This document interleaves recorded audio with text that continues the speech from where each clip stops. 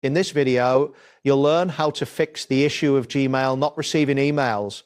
By following these steps, you will be able to troubleshoot and resolve the problem effectively. Begin by checking your internet connection. Ensure that your device is connected to a stable network. You can open a browser or another application to verify that you have internet access. If you notice a weak connection or no connection at all, this may prevent emails from syncing. Consider switching between Wi-Fi and mobile data to see if that resolves the issue.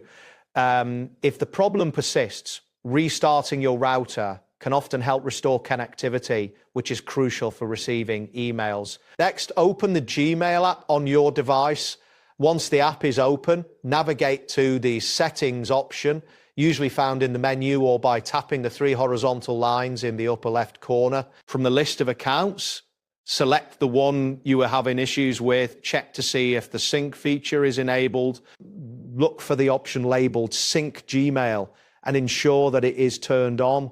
To further refresh your inbox, you can manually pull down the screen to update. Additionally, confirm that background data is allowed for the Gmail app, as this permits emails to update properly in real time. After confirming sync settings, the next step involves clearing the app's cache or updating the Gmail application, access your device's settings again, and then navigate to Apps or Application Manager. Find and select Gmail from the list of installed applications. Once in the Gmail settings, tap on Storage and then select Clear Cache to remove any temporary files that might be causing issues. If the app is out of date, you should update it from the Play Store.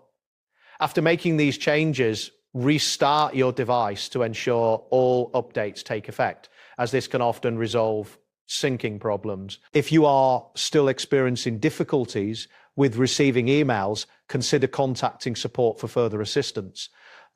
Sometimes there may be account-specific issues that require professional help. Remember that troubleshooting can take a bit of time, and ensuring each step is correctly followed can significantly impact the resolution of the problem. That wraps up today's guide.